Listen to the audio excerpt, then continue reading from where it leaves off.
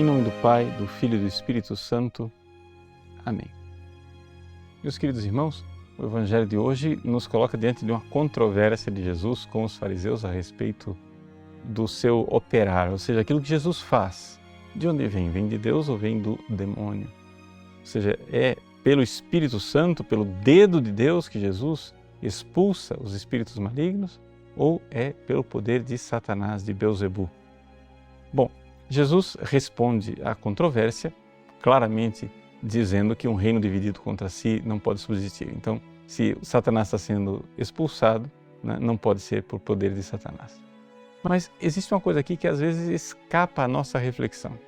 E é o fato de que se nós formos olhar no Evangelho, de uma forma transversal, você vai encontrar que em todos os 4 Evangelhos, a missão de Cristo ela só é compreendida enquanto é uma derrota do reinado de Satanás. Agora, esta notícia, esta informação de que existe uma luta entre Jesus e o príncipe das trevas, essa realidade parece que não casa com a mentalidade do homem moderno. E é por isso que alguns exegetas, teólogos modernos, preferem fazer malabarismos para explicar que Satanás não existe, que é uma figura literária. Bom, malabarismo é o seguinte. Primeira coisa, você tem que compreender. O Antigo Testamento quase não fala de demônios. E o Novo Testamento fala muito de demônios. Ora, qualquer aspecto da Bíblia que você pegar, o Antigo Testamento, ele é primitivo, ele é inicial, ele não é a revelação plena. E quando chega o Novo Testamento, todo mundo diz, agora sim, nós estamos entendendo como é que são as coisas de fato.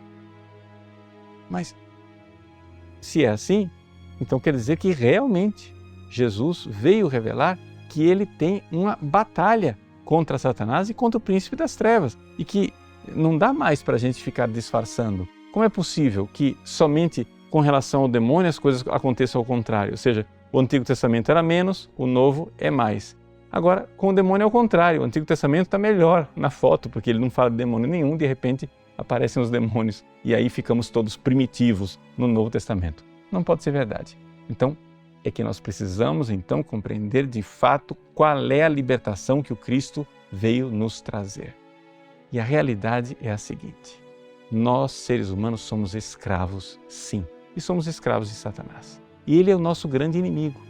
São Paulo diz assim, não é contra a carne e contra o sangue, contra os espíritos malignos que vocês combatem. Então, se nós tivermos bem claro quem é o nosso inimigo, aí sim nós podemos viver aqui no mundo a fraternidade. Quando, por exemplo, um irmão vai e passa a perna em mim, me xinga, faz alguma coisa contra mim, eu vou ficar contra o irmão? Bom, se eu for lá e me vingar daquele irmão, e o meu irmão é o meu inimigo e eu venço o meu irmão, então de fato eu venci. Mas se o meu inimigo é o espírito maligno, se o meu inimigo é Satanás e os seus demônios, ao me vingar do meu irmão e ao trucidá-lo, na verdade eu fui derrotado. Por quê? Porque eu estou fazendo aquilo que o meu inimigo quer. Ou seja, o diabo está sempre fazendo um jogo, nos jogando uns contra os outros, para que a gente se esqueça que ele existe. E assim, achando que o meu irmão é o meu inimigo, eu vou sendo derrotado quando na aparência parece que eu estou ganhando. Então eu vou lá, eu vou e destruo aqueles que me destroem, calunio aqueles que me caluniam, roubo aqueles que me roubam, faço vingança, pinto o caneco, faço e aconteço e aí eu triunfo na carne. Por quê? Porque os meus inimigos são homens de carne e osso.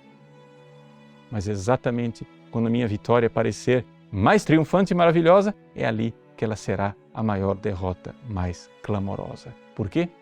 Porque eu me esqueci quem era o meu inimigo. E o meu inimigo era Satanás. E aí eu terei feito exatamente o que ele queria.